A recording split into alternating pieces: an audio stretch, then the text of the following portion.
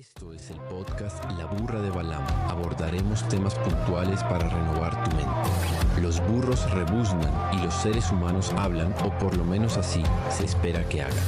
When lines are drawn for battle, when daylight turns to dark, my soul. Esto es un podcast de Comunidad Redentor Tenerife.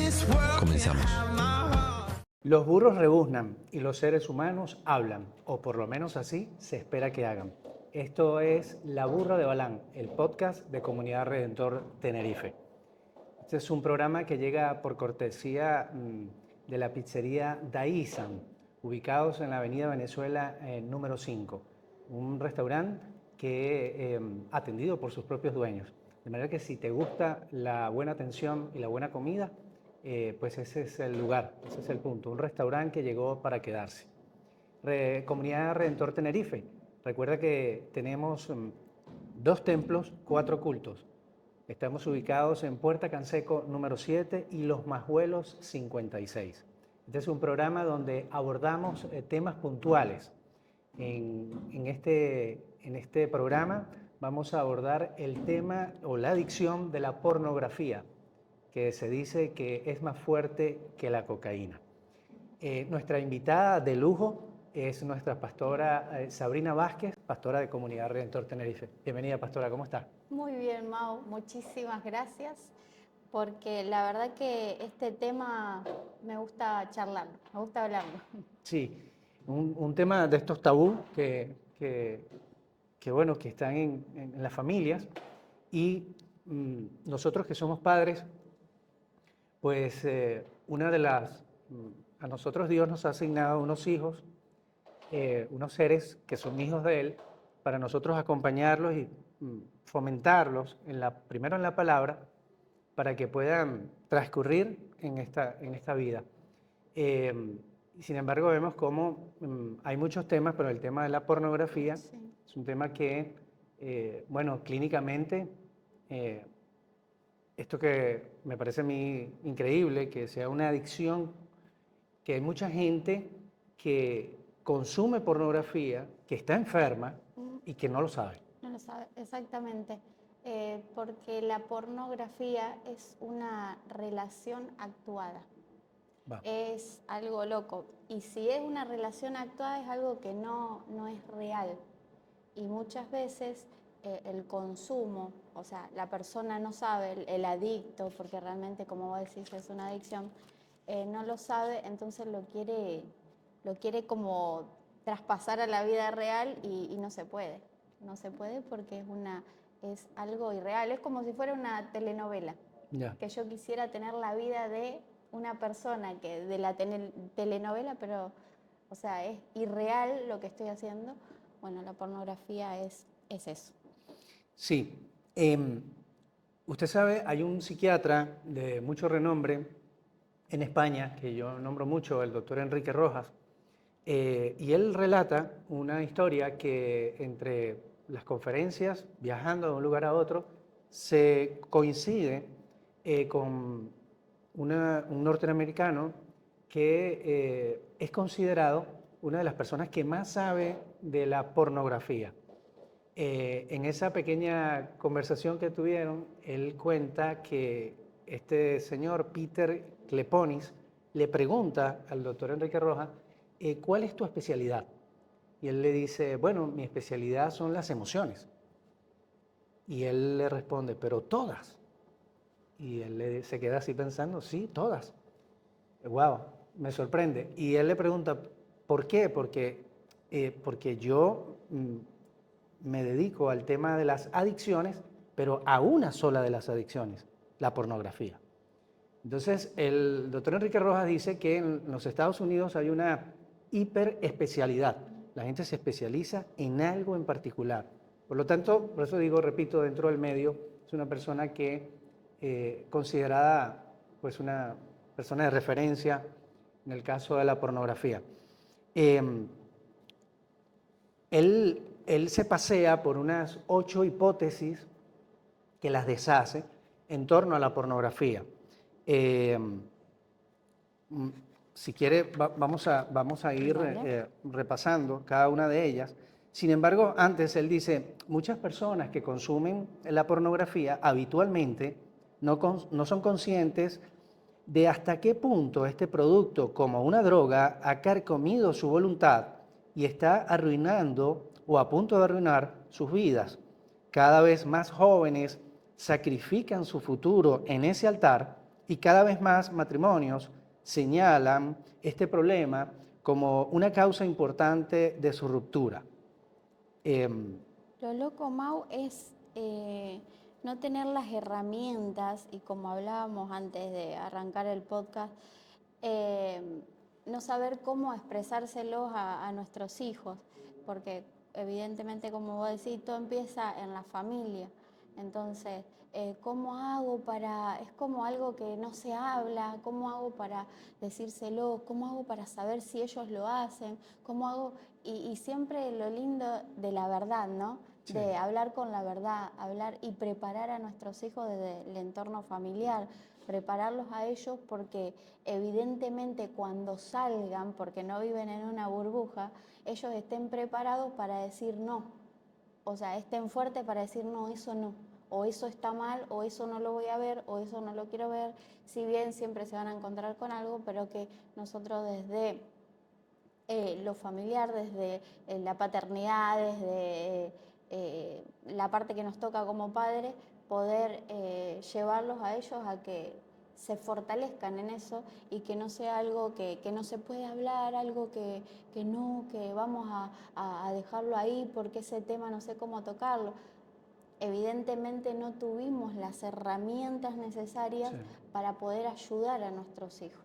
Entonces, esto de los mitos es espectacular cuando lo leí. Sí, y yo recuerdo, pastora, cuando estudiaba los primeros años de Derecho, había una materia que se llamaba Derecho de Familia, y lo primero que te enseñan es que la familia es la célula fundamental de la sociedad.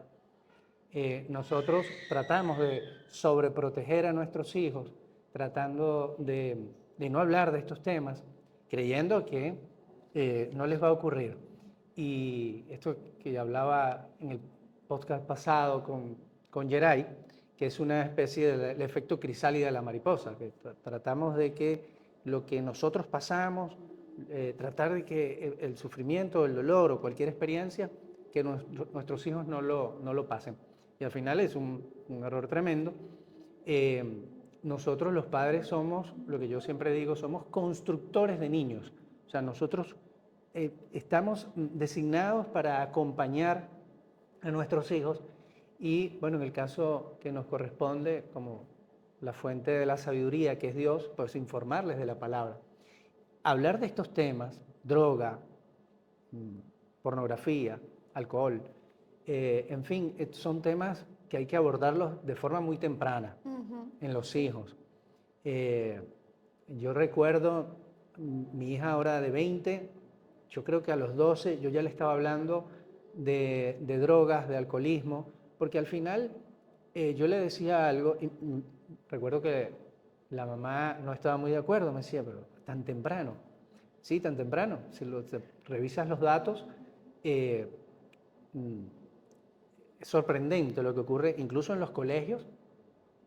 Ya hay abusos sexuales en niños de 8 años, hasta menos, hasta por familiares. Entonces, yo siempre le decía, vamos a tener cuidado porque los datos dicen que la primera persona que le ofrece droga a una persona no es un desconocido, es una persona que está muy cerca, es un familiar, sí, del entorno, exactamente, esa es la palabra. Entonces, escuchar, que los hijos escuchen, no escuchen en la casa lo que debería educar por parte de nosotros los padres y escucharlo en la calle, lo que va a traer una consecuencia, que seguramente lo que escuchen es una mala información.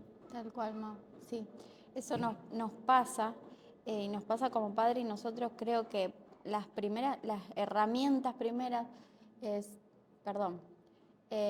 los primeros que tienen que tener esas herramientas somos nosotros. Claro. O sea, nosotros nos tenemos que educar en esto que es la pornografía, el sexo, como decís, las drogas, el alcohol. A mí me encanta, como te decía, tener estas herramientas de personas realmente que vos sabés que tienen fundamentos, obviamente, que tienen frutos en Sí. su vida familiar. Y me gusta mucho porque las etapas, por ejemplo, con mi hija Pía, las etapas de ella, las que fue pasando, tuve estas herramientas porque las quise conseguir para dárselas a ella. Entonces, en cada proceso, en cada paso, en cada etapa de ella, yo tenía las herramientas para ayudarla y ella contarme, sentir un lugar seguro en nosotros, Sí. porque a veces no lo tienen. Eso es súper importante que ellos encuentren en nosotros como padres ese lugar seguro donde contarnos a lo mejor cosas que le avergüenzan a ellos. Ya. Entonces, que nosotros estemos preparados para cuando ellos tengan una pregunta, sería la mejor opción, ¿no? Pero bueno, entonces estamos acá para poder ayudarte y poder sacarte esas dudas que tienen. Por lo menos en este tema, abordando el tema de la pornografía. Bueno, este hombre, Peter Kleponis, es un médico clínico, psiquiatra clínico, y como dije antes, se dedica especialmente a la adicción de la pornografía. El primer mito dice, ver pornografía es más excitante y satisfactorio que el sexo conyugal natural. Wow, dice, uno de los principales mitos que la industria de la pornografía, aquí hay que hacer un paréntesis, eh, y esto es una realidad, así como detrás de la enfermedad, o de muchas de las enfermedades, existe una industria que juega millones de dólares en, serían los laboratorios. Detrás de la pornografía hay una industria gigantesca que justamente está en la trata de personas, de niños, de niñas. Hay una película muy, muy famosa que toca este tema, Sí. la de Eh, Sonidos de la Libertad, exacto, Son of Freedom. sí. Y ahí podemos ver cómo hay una trata de niñas para que terminan en la delincuencia, en esto de la pornografía, que al final es un delito que está detrás Sí, está de esta oculto. industria. Claro. Está oculto, sí, sí. Bueno, él dice, esto ha conducido que muchas personas a no querer casarse. Creen que la felicidad y la plenitud verdaderas solo vendrán de tener miles de experiencias sexuales con numerosas parejas. La realidad es que el sexo en la pornografía nunca satisface verdaderamente. Si lo hiciera, los consumidores de pornografía no necesitarían buscar constantemente en Internet más experiencias sexuales. Esto es una joya, suelo comparar el sexo con el fuego. Ver pornografía es como encender una cerilla. Se inflama con brillantez y es atractiva, pero se apaga con la misma rapidez.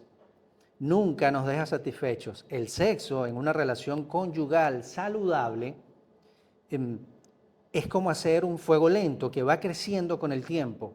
Puede no resultar atractivo todas las veces, pero siempre satisface y llena. Es la amorosa relación íntima que acompaña al sexo conyugal lo que hace satisfactorio. El sacramento del matrimonio también añade la gracia al sexo conyugal, lo que lo hace aún más satisfactorio. Tremendo, Mau. Increíble. Tremendo. Es lo que hablábamos al principio, lo que es la pornografía, una relación actuada, no es real. No. Por lo tanto, cuando nosotros queremos traer esa pornografía al matrimonio, estamos errándole porque no, o sea, nos herimos, genera un vacío, genera, quiero ver al otro como veo, como me imagino que tiene que ser, se distorsiona todo, se quiebra, se rompen las relaciones, se enfría el matrimonio porque nosotros estamos trayendo algo irreal a nuestra vida que es real. Entonces se corrompe algo ahí y por eso matrimonios frustrados porque mi esposa no hace lo que imaginé que tenía que hacer o mi esposo no hace lo que imaginé que tenía que hacer. Entonces se distorsiona todo, se generan peleas, conflictos, vacíos porque supuestamente te llenas con la pornografía, pero cuando lo vas a hacer en tu vida real, decís como que, ay, no, no es lo mismo. Claro, no es lo mismo porque no es real. No es real. No es real. Claro, que son unos artistas. Exacto. Exacto. Preparados y pagados Y pagados para ello. eso. Sí, sí. Como te decía, como una novela, Una o sea, novela, tal sí. cual. Cuando vos quieras que tu esposo sea el príncipe que te trae rosas y que también vas a estar generando un conflicto en tu vida matrimonial porque no es real, ellos están pagos, actuados, entonces no lo traigas, porque Claro. no. Además que este hombre, Peter Kleponis, tiene una cifra, creo que usted tiene unas cifras importantes que ahora vamos a ver, pero él dice que lo tiene todo documentado. Dice, el 50% de los matrimonios estadounidenses, cuando el hombre llega a los 50 años de edad, se divorcia. Y dice, ¿por qué? Bueno, porque el hombre ve la pornografía y le exige a la mujer que haga lo que él está viendo. Ujú. Y a veces es en silencio, Mau. No te dice, a lo mejor los esposos, Sí. ahora vamos a dar esas herramientas, ¿no? A lo mejor los esposos lo ven en silencio y después lo trasladan al matrimonio sin decir nada y se frustran. Uy, pero vos no haces esto, vos sos muy esto, muy el otro. Y no se dan cuenta que la persona que tiene al lado no es lo que vio. O sea, la persona que tiene al lado la necesita conocer, se necesitan conocer, no es lo mismo. Entonces, ahí es donde, como vos decís, llega a una etapa de su vida que dice, bueno, me frustré Ya. porque no es lo que quiero. Sí, y esa es la palabra, frustración. Uh-huh.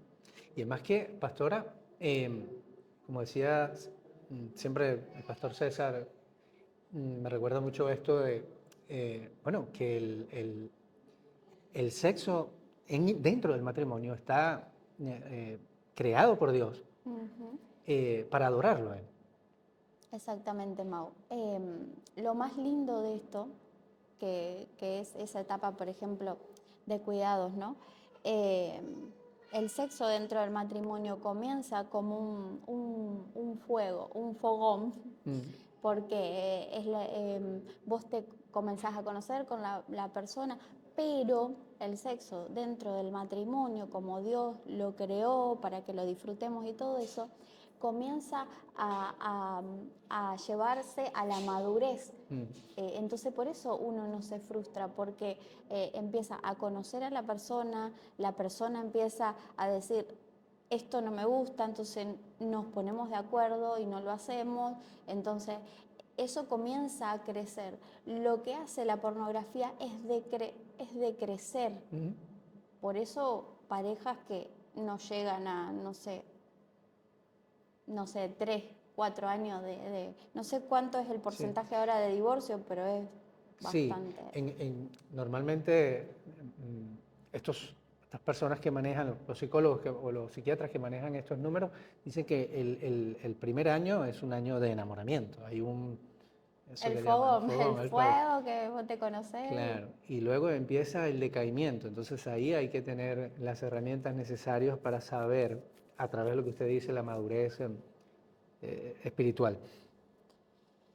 El mito número 2 dice, la gente acude a la pornografía porque el sexo es una necesidad.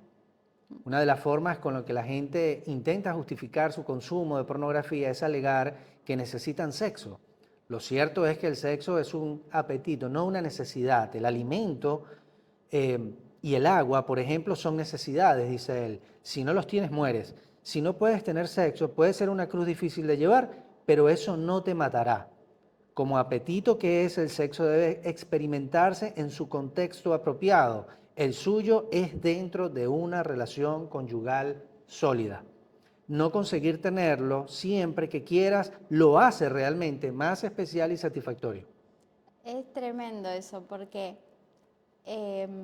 no sé, no quiero, no quiero lastimar a nadie, ¿no? Pero supuestamente, bueno, es lo que me pasó a mí. La parte, el hombre muchas veces le dice a la mujer, no, necesito que estés conmigo porque si no voy a tener que suplir la necesidad por otro lado.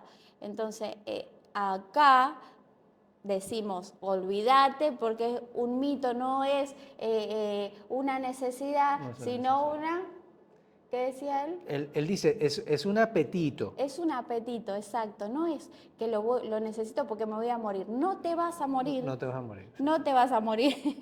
Entonces, Y además que es una forma de manipulación terrible que exactamente. el hombre tiene sobre la mujer. Y aparte de ello, podemos ver cómo la pornografía, una de las cosas terribles que hace es que degrada a la mujer, porque la convierte en un objeto. Exacto. Y el hombre se siente vacío, pero tiende a consumir esta necesidad de tener sexo como un animal, como si Exacto. fuese Sí. una necesidad. Pero, y es tremendo, Mau, porque cuando vos miras pornografía, sos una persona solitaria, estás solo, satisfaces tu necesidad solo. Cuando vos estás en el matrimonio, haces lo mismo. No te fijas en el otro, Ya. no disfrutas con el otro, no sos uno con el otro, lo disfrutas solo, por lo tanto te satisfaces solo con la otra persona y es horrible, Es horrible. porque se siente el vacío. Quizás el que lo está haciendo inconsciente o conscientemente no se da cuenta de lo que está afectando a la otra persona, pero la otra persona se da cuenta de que está como en automático, Sí. está solo, está haciendo como si fuera yo no sé qué cosa. Entonces, ahí también en esa conexión que es lo sexual, que es una conexión hermosa, que Dios la creó para que la disfrutemos, se produce algo horrible. Porque la persona que consume pornografía es solitaria y quiere satisfacer su necesidad sin importar la otra persona. Exactamente, eso es el ego, eso es egoísmo, absoluto y puro. Y vemos cómo Dios desde la creación lo que quiere es que el hombre y la mujer estén... Se conecten, Sí, claro. disfruten. Y es algo hermoso, es algo que también, haciendo un paréntesis con esto, Mau, me gusta mucho, bueno, el pastor Sixto Porras, porque él habla de las relaciones sexuales y dice, ¿cómo vamos a hablar a los jóvenes de nuestra casa, de las iglesias? ¿Cómo le vamos a decir, no, el sexo es malo, el sexo es esto y el otro? Claro, cuando están de novio, cuando están en plena adolescencia, que las hormonas les fluyen, Sí. es como el sexo es malo, pero se casan y ¿qué tienen que hacer ellos? Hacer como un clic y decir, ahora es bueno. Entonces, está mal lo que hacemos. Ya. Decirles a ellos que el sexo es malo cuando están de novio o cuando están en plena adolescencia o qué sé yo, una juventud solitaria todavía, y después de un momento a otro te casaste y ahora es bueno, no es así. Necesitamos hacerle saber a los jóvenes, a las personas, que el sexo fue creado por Dios para un momento oportuno para que lo disfrutemos. Y no es malo, es lo más hermoso que hay, pero tiene su tiempo. Claro. Qué hermoso.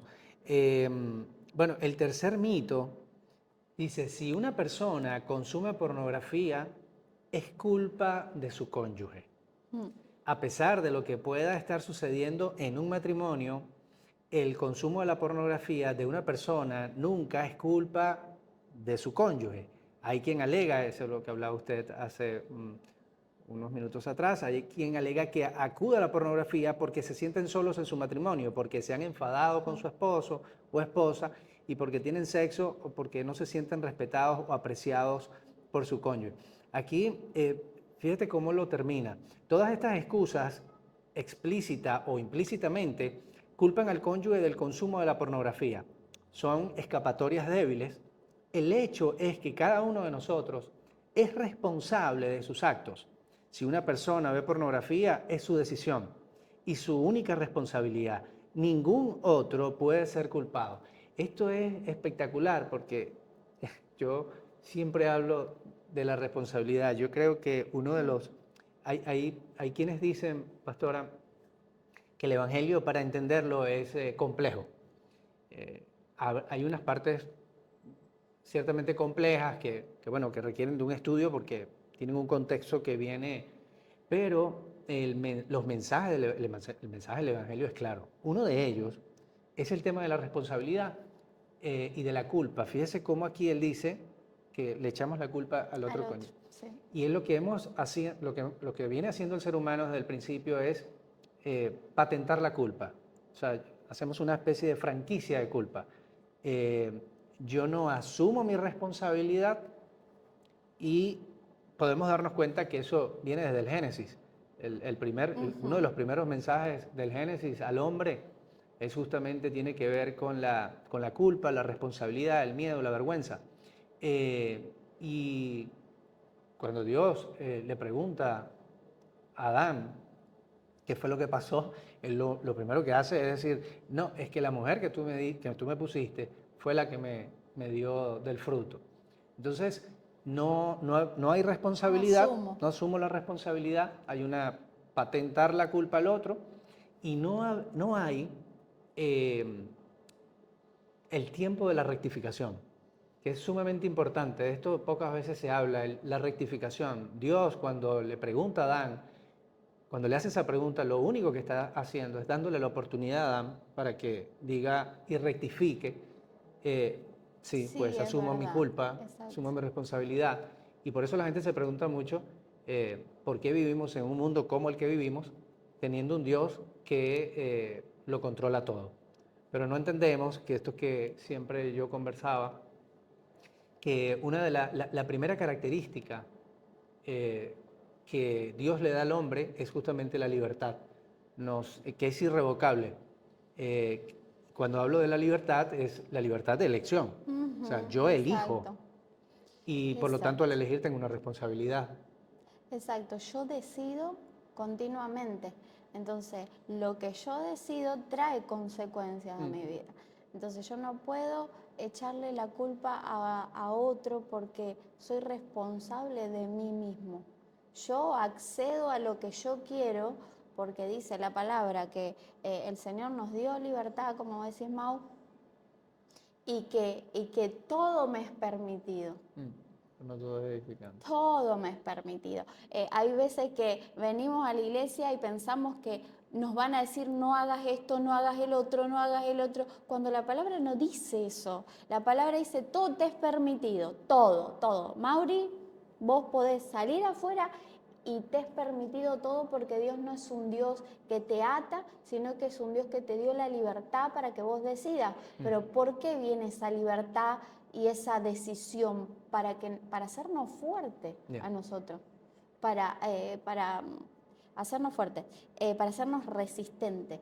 Claro. Entonces, claro, porque si todo el tiempo está decidiendo Él por nosotros, nos quedamos ahí. Autómatas. Dios no creó al hombre, al ser humano, para ser autómata.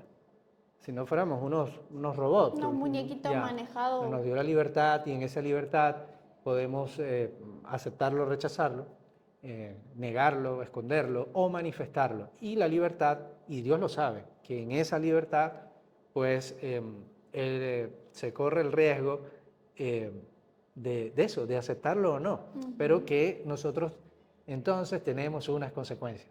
Tal cual, Mau.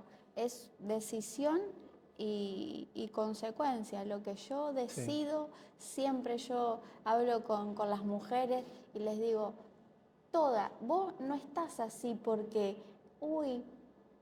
cayó del cielo que yo esté así. No, porque has decidido. O sea, estás como querés estar, porque has decidido, no es que Dios te puso en esa posición, vos decidiste estar como estás. Entonces, esto de querer culpar al otro, de que no, vos decidiste estar metido en ese pozo. Si necesitas mi ayuda, yo te la voy a dar como esposa o como esposo del otro lado, pero no me eches la culpa a mí de que vos estás metido ahí. Entonces, esto se ve mucho en la infidelidad de las parejas. El que termina siendo infiel le culpa al otro o a la otra pareja, puede ser que sea matrimonios o no casados, ocurre igual, se ve mucho. Dice, no, yo te fui infiel por tu culpa. Tú me obligaste, me llevaste a eso. Eso es, bueno, con lo que hemos hablado, una manipulación extrema. Y luego... y es algo tan Y la fácil. víctima termina pidiendo perdón. Se siente culpable. Es tremendo. ¿Será que, será que sí? Que fui culpable o sea, maté el matrimonio y tremendo, Mau. Sí. Una frase que me encanta, y para cerrar este tema de la culpa y la responsabilidad, la culpa paraliza, pero la responsabilidad transforma. Wow. Te quiero leer algo que leí, que me encantó hablando de esto, que la pornografía no nos define como personas. O sea, ningún pecado te define como persona, porque vos sos lo que Dios dijo que sos. Entonces, hay herramientas para poder salir de esa situación y no estar echándole culpas a todo el mundo de que me pasó esto porque aquel hizo esto, porque el otro hizo otro, porque dejó de hacerlo. Entonces, la pornografía no te define como persona y que sí hay herramientas para que podamos salir de eso. Claro que sí. El mito número 4 dice, la adicción a la pornografía es solo cosa de hombres. Bueno, aunque la mayoría de los adictos a la pornografía suelen ser hombres, es cada vez más también un asunto de mujeres. En torno a una tercera parte de quienes visitan páginas pornográficas son mujeres. Un 70% de las mujeres guardan en secreto su ciberactividad. Suele ser difícil identificar la adicción a la pornografía en mujeres. Esto se debe a que ellas les atrae más una amplia variedad de medios pornográficos que los hombres. Dice este hombre, a las mujeres les atrae más los chats, los blogs, las historias eróticas, las novelas románticas y en redes sociales de contenido pornográfico. Estamos hablando de contenido pornográfico. Otra razón por la que resulta difícil identificar esta adicción en mujeres es la gran vergüenza. Exacto. Mau, porque hay una diferencia en esto. El hombre es como que, es la sociedad machista, ¿no? Sí. El hombre, si miraste pornografía, sos un genio, sos un capo de la vida, entonces, es como un morbo, sos en vez la mujer, como que llegas a mirar pornografía, sos una asquerosa, una prostituta, entonces la mujer se retrae, pero no quiere decir que no haya mujeres que miren pornografía. Y acá voy, si querés, Mau, con los números. Tiene unos números, sí. Y me llamó mucho la atención esto, que hay 25.000 personas viendo pornografía por segundo. Wow, tremendo. Es tremendo, es duro este número, pero es tremendo. Y por ejemplo, el 72% son hombres y el 28% son mujeres que ven pornografía. Y hablando por ejemplo, nosotros, que estamos en la iglesia, que somos creyentes, que amamos a Dios, hay un 48% de las personas que han declarado en la iglesia que ven pornografía. Pero lo lindo en la iglesia es que tenés alguien con quien confesarte, con quien decirle, estoy pasando esta situación y quiero que me ayudes, necesito ayuda. Y eso es súper importante, que la persona confiese. A veces es vergonzoso, nos da vergüenza decirlo, pero nosotros no estamos para juzgar a nadie. Claro, aquí el arrepentimiento es fundamental, porque al final vemos que es un fruto del Espíritu Santo y el arrepentimiento debe ser genuino. Y Dios es sanador, el único que puede ayudar o sacar a una persona de cualquier adicción. Obviamente va a buscar, tienes la posibilidad de buscar todas las ayudas posibles, humanas posibles, pero siempre sabemos que Dios es el consolador, es quien puede levantar a una persona y puede cambiarlo todo en, en- en un chasquido de dedos, pero siempre y cuando la persona tenga el arrepentimiento genuino, Exacto. que es fruto del Espíritu Santo. Wow, luego el mito 5 dice, la adicción a la pornografía no es más que un pecado de egoísmo. Ujú. Usted hablaba.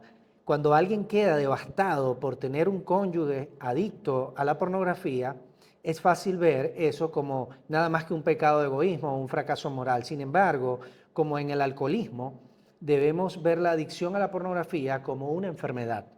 En ese sentido, debe ser tratada como una enfermedad. Es más, es una enfermedad que afecta a toda la familia. Muchos expertos se refieren a la pornografía incluso como una enfermedad familiar. Es importante para los adictos y sus cónyuges que busquen inmediatamente ayuda profesional. Cuanto antes comiencen juntos el programa de recuperación, mayor será el éxito en sanar y restaurar el matrimonio. Tal cual, Mau. Hablando de esto, quiero leerte esto que tiene que ver con eso. La pornografía es adictiva y distorsiona el sentido correcto de la realidad, el sentido moral. Nosotros podemos pensar que lo que estamos haciendo está bien, es normal, lo normalizamos. Ya. Y entonces nos afecta a la familia. Y algo que la pornografía hace, impacta, quiero leerte tres cosas. Primero, la pornografía te aísla. Perdemos ese sentido de conexión con las personas, ese vínculo. Quiero estar solo, quiero sentir eso que sentí en la soledad de mi cuarto o en la oscuridad, porque a veces con el móvil se aíslan. Entonces la pornografía impacta eso en nuestras vidas, hace que nosotros nos aislemos, que perdamos el vínculo con las personas. Wow. Lo segundo es que la pornografía distorsiona la sexualidad, es lo que hablábamos al principio. Me hace creer algo que no es, algo irreal. Sí. Porque encontrás una autocomplacencia en la soledad. Tiene que ver más o menos con el punto, el primero que leí, Sí. pero no llena ni satisface. Wow. Lo tercero es que la pornografía genera adicciones y también rompe con los códigos éticos, por ejemplo, personas que han abusado de otra. Sí. Rompe con ese límite que uno muchas veces se pone y a lo mejor quiere hacer lo que están haciendo y como no encuentra con quién abusa de alguien y bueno, se corrompe, la persona se corrompe. Sí. Y para que esto, Mau, no se genere en la familia, lo que nosotros tenemos que tener en cuenta es que tenemos que eliminar la pornografía de la casa. Sí.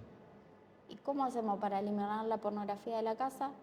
La tenés que erradicar, la tenés que sacar, porque en cualquier momento la van a encontrar tus hijos. Yeah. Y ahora, peor todavía, porque ahora en un clic vos tenés un contenido tremendo Sí.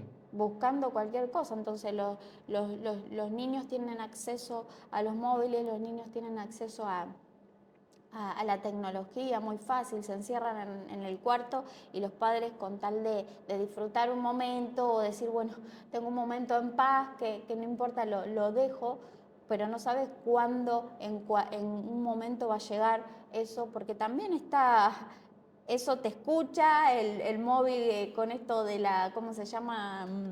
Sí. De la realidad, ¿cómo se llama? La inteligencia artificial y todo eso. Está continuamente bombardeándonos. Bombardeando. Entonces, tenemos que estar alertas en casa. Esto que usted habla me hizo recordar, este hombre también, pero en un artículo separado, pero de la misma revista, dice, la pornografía se ha convertido en la nueva droga favorita a causa de las 5A. Es asequible, o sea, es gratis, es accesible, está a distancia de un clic, Sí. ¿no? Dice usted, anónima, es fácil de esconder o mantener oculta, es aceptada. Ver pornografía es algo completamente consumido hoy entre los jóvenes y agresiva. A diferencia de otras drogas o del alcohol, la pornografía produce una gratificación inmediata y es altamente adictiva. A causa de estas 5A, millones de personas han decidido ver pornografía habitualmente, y debido a que ver pornografía es algo tan común entre la gente, muchos son adictos sin darse cuenta. Tremendo, Mau. Las 5A, sí. Las 5A y encima, cuando vos estabas leyendo, me recordaba lo que dijiste, es todo un plan, es todo un plan oculto. ¿Vos te pensás que eso no está preparado para que sea lo que necesitas? Ya. Te lo doy en la bandeja, esto es lo que estás necesitando. Si estás solitario, si te sentís que, no sé, que todo el mundo te dejó, si te sentís aislado, tengo el pack completo para satisfacer La cajita feliz. Exacto, la cajita feliz para tu necesidad, y eso es la pornografía, y Ya.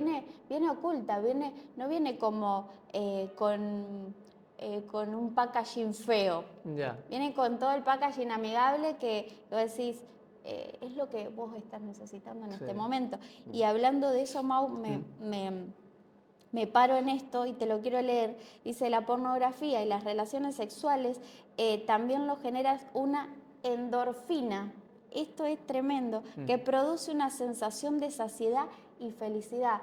Tanto la pornografía como las relaciones sexuales producen en nosotros endorfina, y esa endorfina a nosotros nos da placer, felicidad. Es lo que producen las relaciones sexuales también. Ya. Y el problema de esto es que la pornografía la podés tener cuando quieras, podés accesarla cuando quieras. Sí. Y entonces produce en nuestro cuerpo endorfina, y entonces ahí se vuelve la adicción. La adictiva.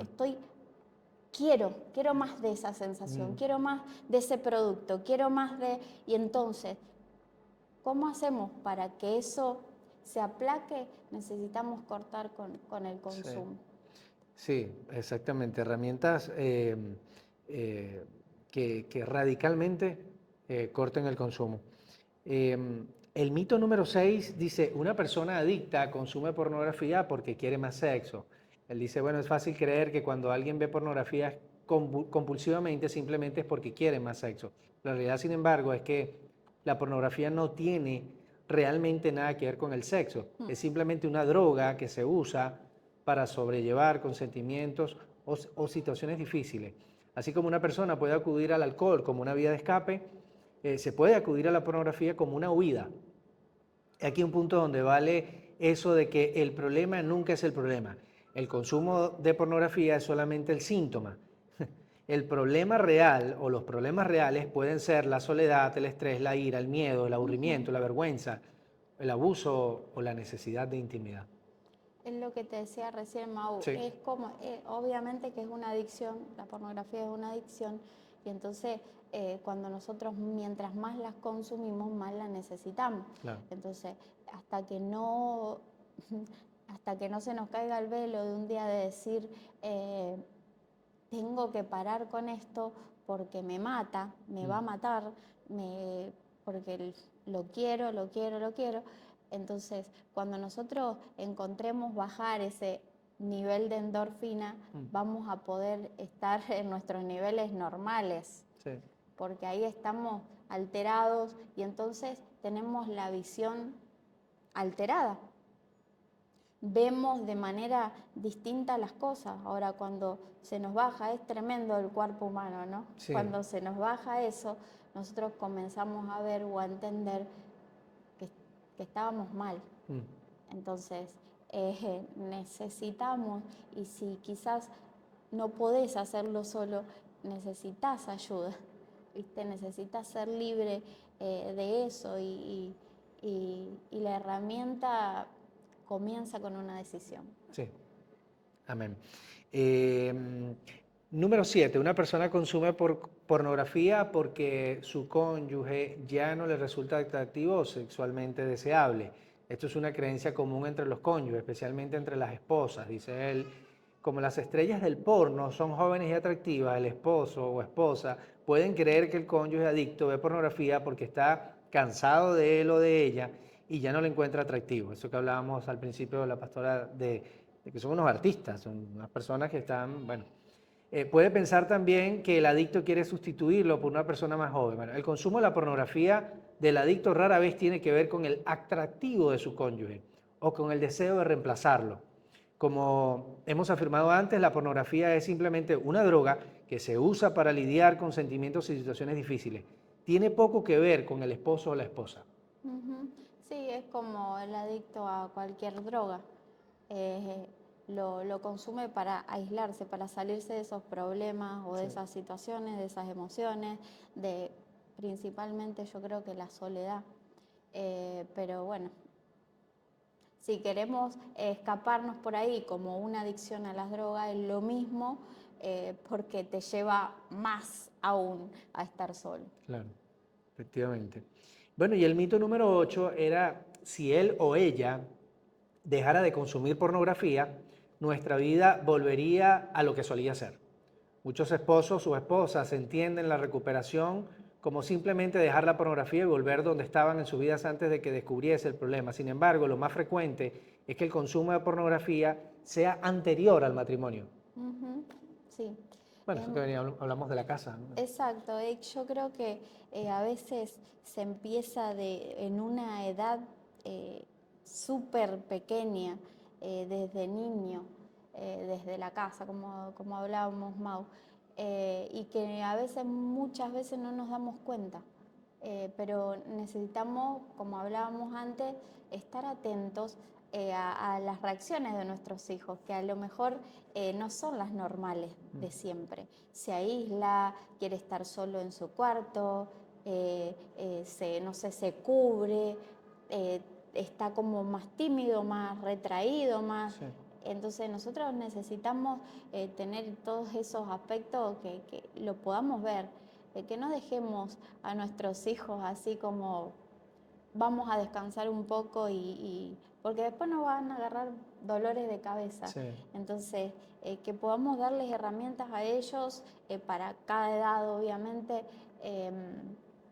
pero que también nosotros, yo creo que primeramente nosotros como padres tenemos que ser sanos de la pornografía para poder darle una vida libre de pornografía a nuestros hijos.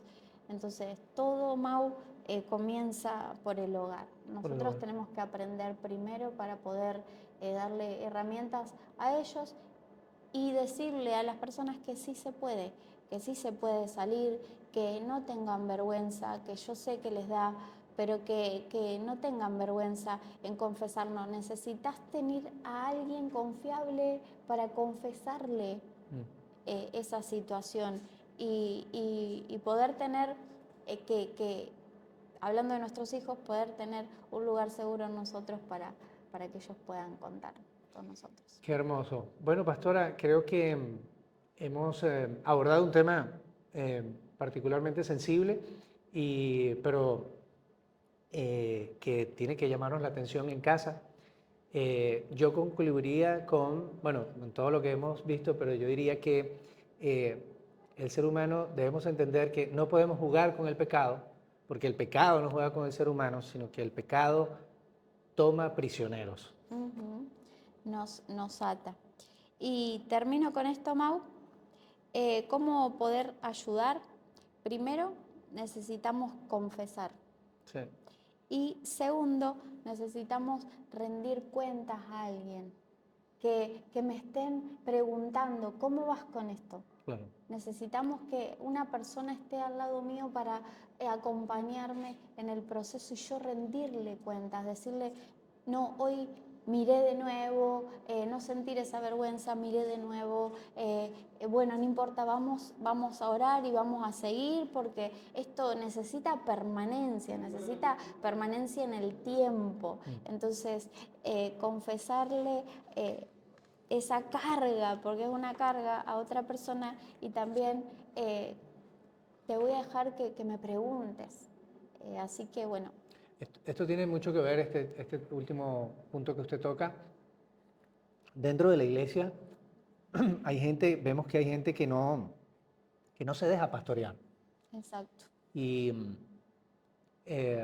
hay gente, bueno, que cree que simplemente congregándose, pues ya, no necesita rendirle cuentas a nadie y todos estamos sujetos a una autoridad. Así que si estás congregándote en algún lugar, en alguna iglesia, incluso en Comunidad Redentor Tenerife, te aconsejo que te dejes pastorear por tus pastores, la pastora Sabrina Vázquez y el pastor César Vázquez.